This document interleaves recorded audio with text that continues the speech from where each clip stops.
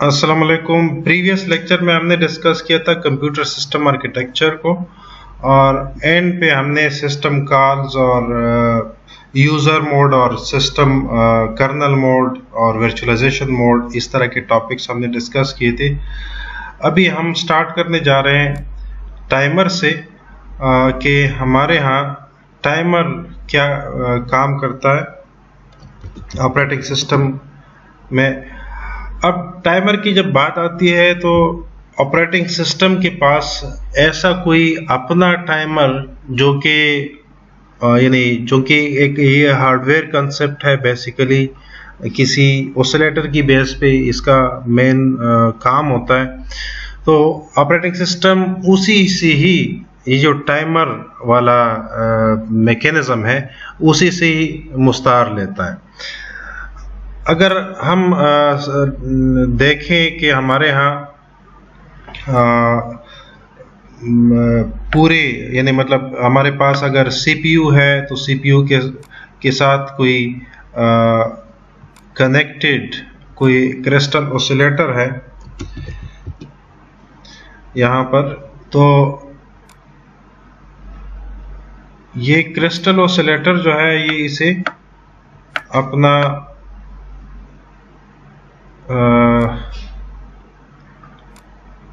यहाँ पर मैं क्रिस्टल ओसिलेटर के लिए डायग्राम बना दूं।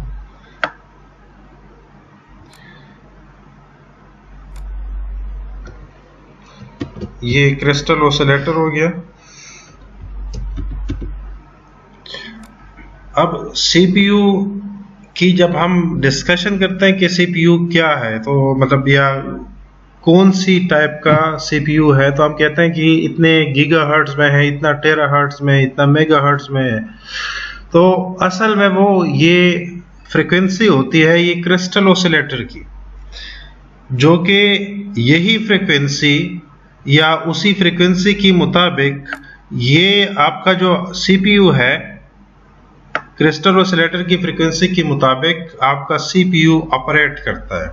यानी सीपीयू के अंदर जो ट्रांजिस्टर्स हैं, इनके अंदर जो इंटरनल स्ट्रक्चर है, वो सारे मैकेनिज्म्स उनकी कैपेबिलिटी होती है कि वो क्रिस्टल ओसिलेटर की फ्रीक्वेंसी के मुताबिक स्विचिंग कर सके। यानी उस रेट से जिस रेट से क्रिस्टल ओसिलेटर परफॉर्म करता है, ओसिलेट करता है, उसी रेट से सीपीयू का जो इंटरनल उसके रजिस्टर्स हैं, उसके ट्रांजिस्टर्स बाकी हैं, वो तमाम इसी रेट से परफॉर्म कर सके, इसी रेट से वो ऑपरेट कर सके। तो हम कहते हैं कि सीपीयू की ये फ्रीक्वेंसी है। लेट्स सपोज हमारे यहाँ क्रिस्टल ओसिलेटर की जो फ्रीक्वेंसी है 1 गीगाहर्ट्ज है। अपना माइक ऑन कर ले सर।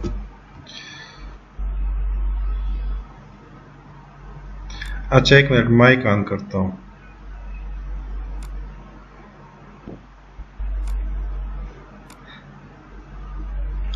अगर आप लोगों को वीडियो रिकॉर्डेड वीडियो मिल जाएगी, ये जो जहां तक मैंने लेक्चर दिया, रिकॉर्डेड वीडियो तो मिल जाएगी, लेकिन अच्छा ये हमारे यहाँ क्रिस्टल ओसिलेटर है, हार्डवेयर। क्रिस्टल ओसिलेटर का हार्डवेयर मेन बोर्ड में लगा होता है और उसके साथ सीपीयू लगा होता है।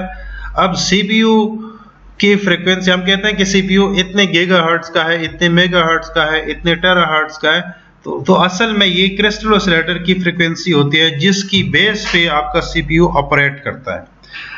लेट्स सपोज हमारा क्रिस्टल ओसिलेटर 1 गीगाहर्ट्ज है और सीपीयू की जो इंटरनल रजिस्टर्स हैं, इंटरनल बफर्स हैं, इंटरनल जितनी भी इसके फ्लैग्स हैं, उनकी स्विचिंग कैपेबिलिटी भी 1 गीगाहर्ट्ज है।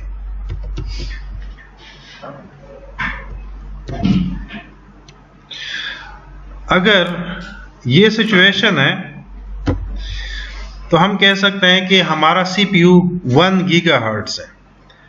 अब आते हैं कि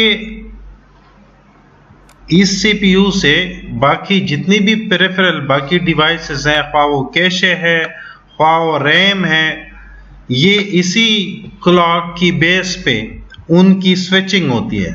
یعنی مین عنصر، مین جو انٹیٹی ہے کلاک یا جو یونٹ جو مطلب یونٹ ٹائم ہے وہ جنریٹ کرنے کے لیے یا میئرنگ ٹائم مطلب جو انٹیٹی ہے وہ ہے کلاک اوسیلیٹر، کرسٹل اوسیلیٹر. اب یہی اسی کی بیس پہ آپ کا کیشے، آپ کی ریم، یہ تمام آپریٹ کریں گی. سر آپ کا مائک پھر سے میوٹ ہو گیا. اب آتے ہیں اگر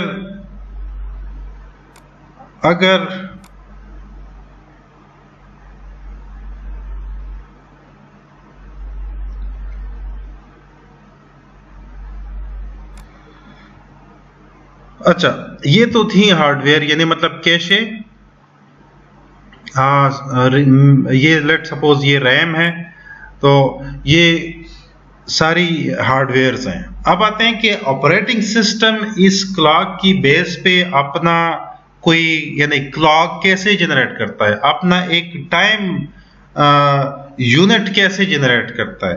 تو بیسک یونٹ تو ہماری کلاک کا پیریڈ بیسک یونٹ ہے ٹائم کا. یہاں پر کرسٹل اوسیلیٹر کا جو مائک میوٹ ہو گیا، کرسٹل اوسیلیٹر کا جو بیسک اینٹیٹی ہے. اب آتے ہیں کہ آپ کو کوئی میوٹ کر رہا ہے، آپ باقی سب کو اٹینڈی بنا رہے ہیں. اب آتے ہیں اگر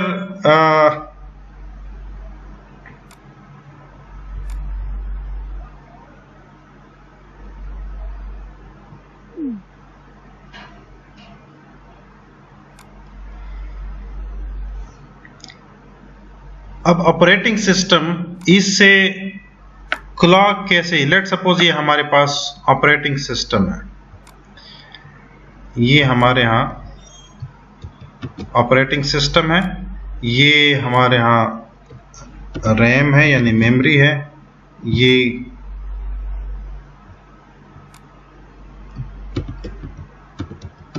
کیشے ہے.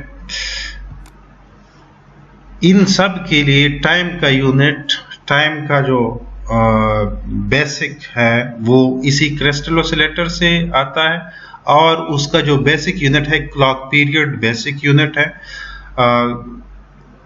اسی کی بیس پہ یعنی مطلب 1 clock cycle, 2 clock cycle, 3 clock and so آن. اسی طرح کیشے کی جو سوئچنگ پاور ہوگی وہ بھی اسی کی ملٹیپلز آف کلاک سائیکلز ہوں گی. اسی طرح ریم کی جو سوئچنگ پاور ہے وہ بھی ملٹیپلز آف کلاک سائیکلز ہوں گی.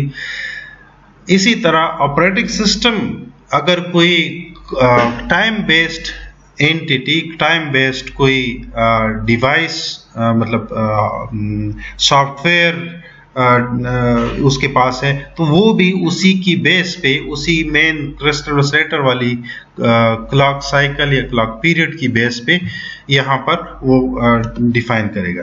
تو اب آتے ہیں کہ ٹائمر کیسے آپریٹ کرے گا. کہ ٹائمر جو ہے یہ اصل میں ایک کاؤنٹر ہوتا ہے.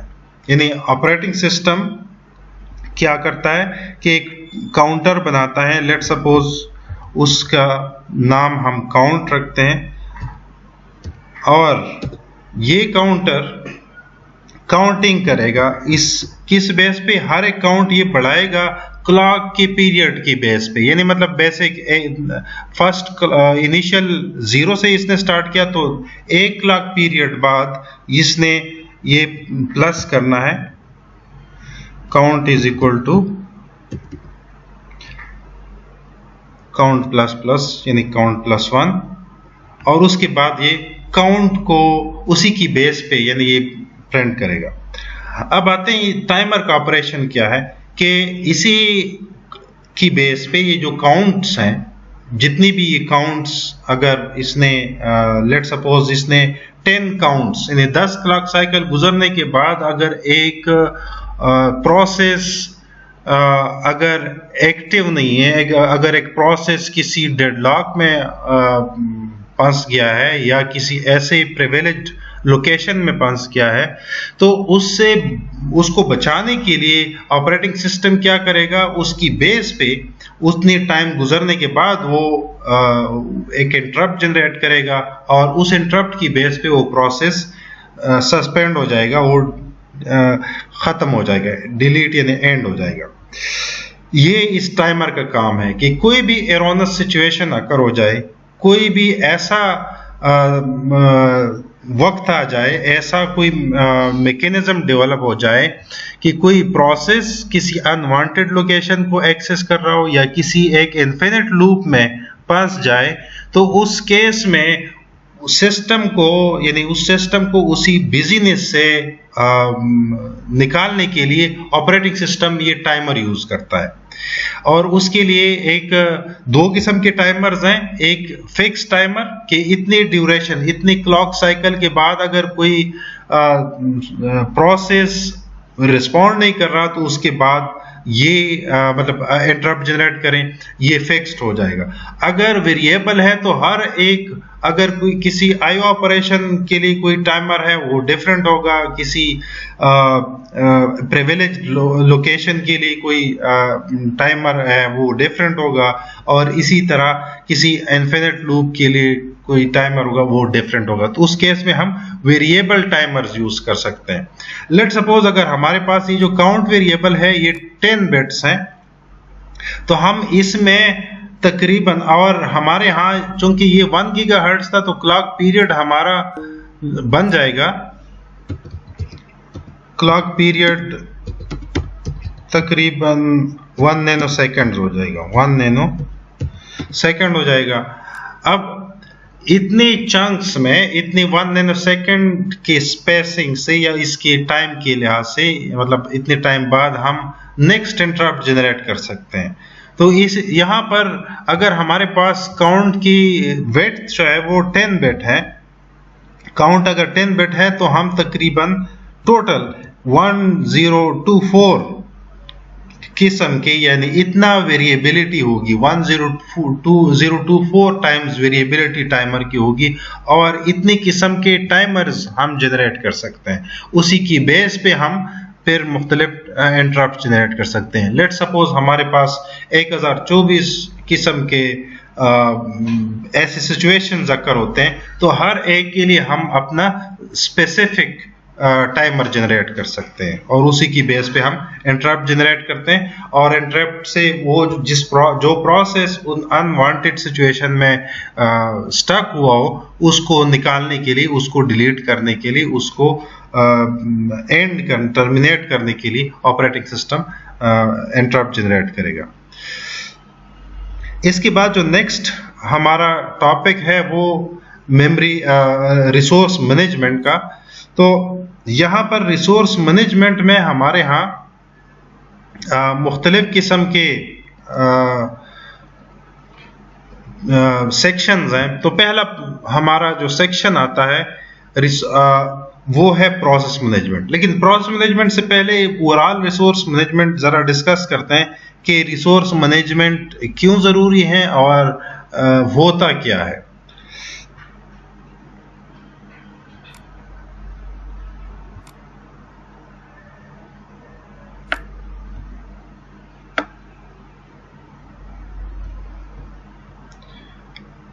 یہاں پر ہمارے ہاں بہت سارے ریسورسز ہوتے ہیں, جس میں آپ کا سی پی یو ہے, میموری ہے, کیشز ہیں, بفرز وغیرہ ہیں, مختلف قسم کے فلیگ ہو سکتے ہیں, آئی او ڈیوائسز ہیں, یہ تمام ریسورسز ہیں. اب ان ریسورسز کو ہم نے ایلوکیٹ کرنا ہے مختلف یوزرز کو اور پروسیسز کو. یعنی ہمارے ہاں ڈفرینٹ قسم کے, یعنی ریسورسز کیا ہیں, یہی جو ہارڈ ویئر ہے, اور اس کو یوز کرنے والے یوزرز ہیں اور پروسیسز ہیں, یہ دونوں اس کے یوزرز ہیں. اب چونکہ یوزرز زیادہ چیزیں ڈیمانڈ کرتے ہیں, اسی طرح پروسیسز زیادہ ہو سکتی ہیں, ایک سے زیادہ پروسیس پرنٹر کو اویل کرنا چاہتے ہوتے ہیں ایک ہی ٹائم پہ, اسی طرح ایک سے زیادہ پروسیسز آپ کے میموری میں ہوتے ہیں, اور ہو سکتا ہے کہ ایک پروسیس کی جو سائز ہے وہ ٹوٹل میموری سے زیادہ ہو. تو ایسی سچویشنز کو مینیج کرنے کے لیے ہمیں ضرورت پڑتی ہے ریسورس مینجمنٹ کے. کہ جب ہمارے پاس ریسورسز کم ہوں اور اس کا ڈیمانڈ زیادہ ہو تو اس کیس میں ہمیں ایک ٹرم یوز کرتے ہیں جس کو ریسورس مینجمنٹ کہتے ہیں. اگر ہمارے ہاں ریسورسز زیادہ ہیں اور اس کی یوزیج کم ہے تو اس کیس میں ریسورس مینجمنٹ کی ضرورت نہیں پڑتی. لیکن چونکہ ہماری سچویشن میں یہاں پر کیا ہے کہ ہماری ریسورسز لمیٹڈ ہیں اور ہم زیادہ ڈیٹا، ہم زیادہ مطلب پروسیسز، زیادہ اپلیکیشن چلانا چاہتے ہیں، تو اس کیس میں ہمیں ریسورس مینجمنٹ کی ضرورت پڑتی ہے. تو پہلا کام یہ ہے کہ ہمارے ہاں ہم جو بھی اپلیکیشنز مینیج کرتے ہیں، یعنی جو بھی اپلیکیشنز ہماری ہیں، یوزر کی اپلیکیشنز ہیں، ان کو کیسے مینیج کیا جاتا ہے. ہمارے اپلیکیشنز میں یعنی پہلا جو بھی ہم پروگرام لکھتے ہیں یا جو بھی ہم اپلیکیشن لاتے ہیں میموری میں، ہارڈ ڈسک سے میموری میں، تو اس کو ہم لکھتے ہیں، یعنی مطلب اس کو پروسیس میں کنورٹ کیا جاتا ہے. اس کو یعنی پروسیس کہتے ہیں. یعنی کوئی بھی پروگرام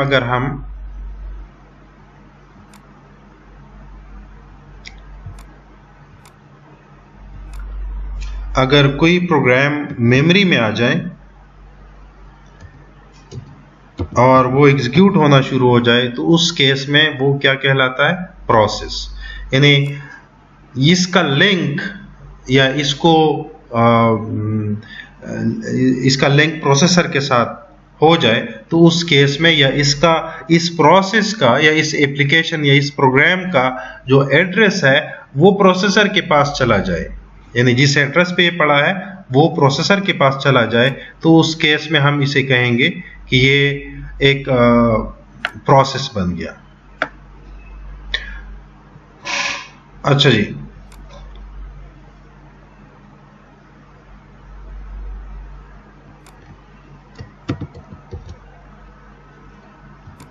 یہ آپ کی میموری ہے.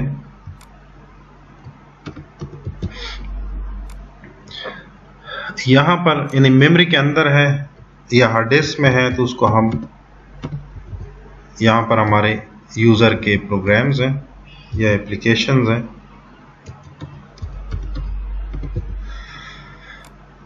اس کی جب ایگزیکیوشن سٹارٹ ہوتی ہے، ایگزیکیوشن کیسے سٹارٹ ہوتی ہے کہ سی پی یو کے اندر ایک رجسٹر ہوتا ہے جسے پروگرام کاؤنٹر کہتے ہیں.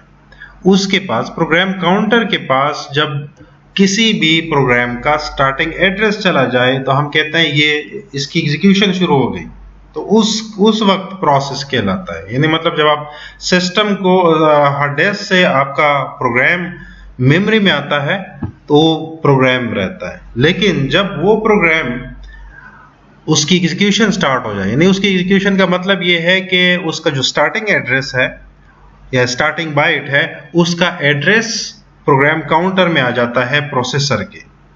تو اس سے اس کا یعنی اس پروگرام کو اب ہم کہیں کہ اس پروسیس شروع ہو گیا. اب اس پروسیس کو رن کرنا، لوڈ کرنا، رن کرنا، اس کو ٹرمینیٹ کرنا، اس کو ڈیلیٹ کرنا، اس کا دوسرے پروسیس سے کمیونیکیشن کرانا، یہ سارے آپریٹنگ سسٹم کے یا پروسیس مینجمنٹ سیکشن ہے آپریٹنگ سسٹم کا، یہ اس کے کام ہے. جب یہ کام ہوتا ہے تو اس کیس میں اب ہمارے پاس اس سچویشن میں، کرنٹ سچویشن میں ہم کنسیڈر کرتے ہیں کہ ہمارے ہاں ایک سنگل پروسیس ہے اور وہ سنگل پروسیس ایک ہی سی پی یو پہ ایگزیکیوٹ ہو رہا ہے. تو اس کیس میں ہمیں اتنی مینجمنٹ کی ضرورت نہیں ہے. ایک سنگل پروسیس ہے، آپ نے اس کو لوڈ کیا اور اس کی ایگزیکیوشن کنٹینیوسلی ہو رہی ہے.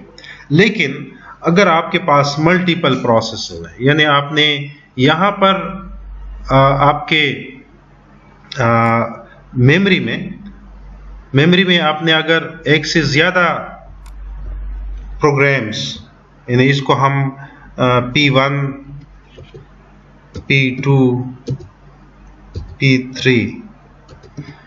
یہ لیٹ سپوز آپ کے پاس 3 پروگرامز ہیں میموری میں، اور ہر ایک پروگرام کو رن کرنے کے لیے پروسیسز جنریٹ ہوں گے، یا ہم یہ کہتے ہیں کہ P1 P2 P3 اسی نام سے پروسیسز جنریٹ ہوں گے، یعنی یہی پروسیس ہے. اب 3 پروسیسز ایک ہی سی پی یو سے رن ہوں گے، تو اس کیس میں اب ہم سمپل کنسیڈریشن میں جو پہلا کنسیڈریشن ہے اس میں ہمارے ہاں سی پی یو میں کوئی ٹائم شیئرنگ کوئی ملٹی ٹاسکنگ والا کنسیپٹ یا کوئی اس میں کیپیبلٹی نہیں ہے. تو پہلا پروسیس ایگزیکیوٹ ہوگا, کمپلیٹ ہوگا, واپس یعنی اینڈ ہوگا, ٹرمینیشن تک پہنچے گا, اور اس کے بعد سیکوینشلی دوسرا پروسیس جنریٹ ہو جائے گا, دوسرا پروسیس سٹارٹ ہوگا اور اس کی ساری فیزز کمپلیٹ ہو جائیں گی. یعنی وہ جو بھی ریسورسز یوز کرتا ہے, درمیان میں کہیں پرنٹر یوز کرتا ہے, درمیان میں کوئی اور آئی او ڈیوائس یوز کرتا ہے, تو وہ تمام کمپلیٹ کرنے کے بعد واپس جو ہے کنٹرول آپریٹنگ سسٹم کے پاس آ جائے گا اور تیسرا پروسیس شروع ہو جائے گا. تو یہ سارا کام سیکوینشل ہوگا. یعنی اس کو ہم کہتے ہیں کہ ہمارے ہاں ملٹیپل پروسیسز ہیں اور وہ سیکوینشلی ایک پروسیسر سے ایگزیکیوٹ ہو رہی ہے.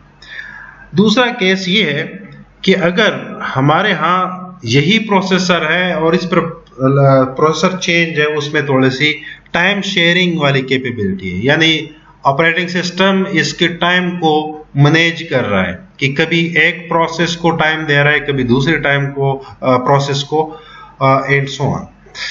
تو ہمارے ہاں پہلے ٹائم میں جو مین ٹائم انٹرولز آپریٹنگ سسٹم نے سیٹ کیے ہوتے ہیں اسی کے مطابق P1 ایک ٹائم کے لیے ایگزیکیوٹ ہوگا, اس کے بعد اس کا پورا ڈیٹا ایک ٹیبل میں سٹور ہوگا, اسے کہتے ہیں پروسیس کنٹرول بلاک.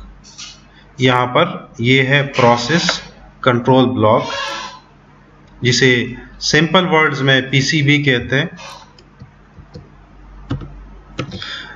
پی سی بی میں ہر پروسیس کا جو پروگرام کاؤنٹر, یعنی کہاں سے اس نے سٹارٹ ہونا ہے, اس کا ایڈریس کیا ہے میموری میں, اور اس کا سٹیٹس کس سٹیٹس میں تھا یا کس سٹیٹس میں ہے, اور اس کے جو بھی ویریبلز ریکوائرڈ ہیں یا آپرینڈز ریکوائرڈ ہیں وہ تمام چیزیں, یہ تمام انفارمیشن اس پروسیس کنٹرول بلاک میں ہوتی ہیں. تو جب کوئی پروسیس مطلب اس آپریٹنگ سسٹم کی بیس پہ, آپریٹنگ سسٹم کے ٹائم ڈیوریشن کمپلیٹ ہونے کے بعد ایک پروسیس ختم ہوتا ہے, ختم تو نہیں ہوتا, یہ نہیں مطلب اس کا ٹائم جو آپریٹنگ سسٹم نے دیا ہے وہ ختم ہوتا ہے, تو اس کے بعد دوسرے پروسیس نے سٹارٹ ہونا ہے. تو یہ جو پہلا پروسیس ہے اس کی تمام انفارمیشن, یعنی اس کے کہاں تک یہ ایگزیکیوٹ ہوا تھا اور نیکسٹ اس نے کون سی جگہ سے اس کی ایگزیکیوشن ہونی ہے, تو وہ ایڈریس یہاں پر اسی جگہ پہ یہ جو جسے پروگرام کاؤنٹر کہتا ہے, یہاں پر یہ وہ ایڈریس سٹور ہو جائے گا. اس کا سٹیٹس سٹور ہوگا کہ یہ کس سٹیٹس میں ہے, ٹھیک ہے. اسی طرح اس کے ویریبل جو بھی ہیں, ٹیمپرری ویریبلز ہیں, وہ تمام چیزیں یہاں پر پروسیس کنٹرول بلاک میں سٹور ہو جائیں گی. اور پروسیس کنٹرول بلاک بذات خود کہاں ہوگا, وہ یہ میموری میں ہوگا, یعنی آپریٹنگ سسٹم ہی اس کو کنٹرول کرے گا, اس کو ڈیلیشن اس کی تمام آپریشن آپریٹنگ سسٹم کے تھرو ہوگا. تو یہ ایک پروسیس اس کا ٹائم کمپلیٹ ہو گیا, جو جتنا ٹائم آپریٹنگ سسٹم نے دیا تھا. اب دوسرا پروسیس سٹارٹ ہوگا, یعنی P2 سٹارٹ ہوگا, اور اس کا بھی وہی ٹائم جو ٹائم انٹرول آپریٹنگ سسٹم نے فکس کیا تھا وہ کمپلیٹ ہوتا ہے. تو پھر تیسرا بھی ہو سکتا ہے یا پہلا, یعنی پرائیورٹی بھی یہ اسائن کر سکتا ہے آپریٹنگ سسٹم. تو اسی طرح کی جو آپریشنز ہیں, اب اگر واپس P1 واپس اگر اس نے سٹارٹ ہونا ہے, ریزیوم ہونا ہے, تو اس کیس میں اس کے پروسیس کنٹرول بلاک کو ریڈ کیا جاتا ہے کہ کہاں تک یہ ایگزیکیوٹ ہوا تھا اور کہاں تک نہیں ایگزیکیوٹ ہوا تھا. تو جہاں تک یہ ایگزیکیوٹ ہوا تھا اس کے بعد والا جو ایڈریس ہے وہ یہاں پر پروسیس کنٹرول بلاک کے پروگرام کاؤنٹر میں ہوگا, اور اسی سے اس کی ایگزیکیوشن شروع ہو جائے گی. تو اس طریقے سے دوسرا سچویشن ہم نے ڈسکس کیا کہ ہمارے ہاں سی پی یو جو ہے اس میں ٹائم شیئرنگ والی کیپیبلٹی ہے یا ملٹی ٹاسکنگ والی کیپیبلٹی ہے. اب تیسرا سچویشن یہ ہے کہ اگر ہمارے ہاں प्रोसेसेस सिंपल यानी सिंपल प्रोसेस नहीं है, उन प्रोसेसेस के अंदर मल्टीपल थ्रेड्स हैं। यानी लेट सपोज आपके P1 प्रोसेस में आपके पास 3 थ्रेड्स हैं, T1 और T2 और T3, ये 3 थ्रेड्स हैं।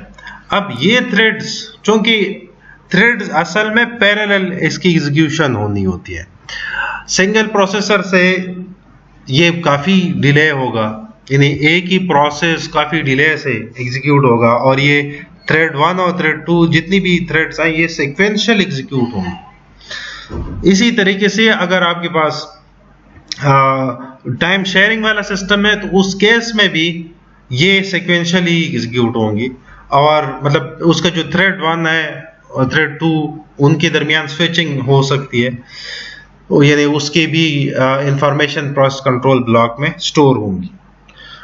अब तीसरा सिचुएशन ये है कि अगर हमारे यहाँ ये मल्टी थ्रेडेड सॉफ्टवेयर है, प्रोग्राम है, और हमारे यहाँ प्रोसेसर मल्टी कोर है, तो उस केस में ये आसानी होगी कि T1 एक कोर को दिया जाए, T2 दूसरे कोर को, और T3 तीसरे कोर को दिया जाए। तो उस केस में हम कह सकते हैं कि प्रोसेस के अंदर जितनी भी थ्रेड्स हैं वो पैरेलल में एग्जीक्यूट हो रहे हैं। इसकी मिसाल ऐसी है, अगर हम MS वर्ड यूज कर रहे हैं तो हम एक टाइम पे टाइपिंग भी कर रहे हैं, उसी के साथ हमारा वर्ड काउंट वाला थ्रेड भी चल रहा है, और उसी तरह स्पेल चेकिंग वाला थ्रेड भी चल रहा है। तो ये अगर हमारे पास मल्टी कोर CPU है तो उस केस में तीनों के तीनों जो हमारे थ्रेड्स हैं वो पैरेलल में एग्जीक्यूट होंगे और हमें बहुत फास्ट रिस्पांस मिलेगा। इसी तरह मल्टी थ्रेडेड का मल्टी प्रोसेसर्स पे भी इसी तरह का बेहतर परफॉर्मेंस होगी। इसी तरह डिस्ट्रीब्यूटेड एनवायरनमेंट में भी इसका बेहतर हो सकता है, लेकिन उसमें कम्युनिकेशन का जो ओवरहेड है वो ज्यादा आ जाएगा। तो बात करने का मकसद ये था कि हमारे ऑपरेटिंग सिस्टम के पास जो प्रोसेस मैनेजमेंट वाला सिस्टम है, इसके ये वाले यानी ये काम है कि प्रोसेस क्रिएट करना, प्रोसेस डिलीट करना, प्रोसेस के अंदर यानी एक प्रोसेस के बाद दूसरा प्रोसेस लाना, ये तमाम काम, ये तमाम या प्रोसेस की जितनी भी इंफॉर्मेशन है, जितनी भी उसका डाटा है, वो तमाम ये स्टोर करता है। इसी तरीके से दूसरा टॉपिक, हमारा दूसरा जो सेक्शन है वो आता है हमारा, वो मेमोरी मैनेजमेंट है। तो इसी तरह जिस तरह ये प्रोसेस की मैनेजमेंट होती है, तो यहाँ पर हम मेमोरी हमारे लिए एक स्टोर है, जिसको हम लेट सपोज अगर हम बाजार शॉपिंग करने जाते हैं तो हमारे यहाँ जो नैपसैक है, हमारी कोशिश होती है कि इस नैपसैक में जो चीज़ें हमने खरीदी हैं वो कंप्लीट आ जाए।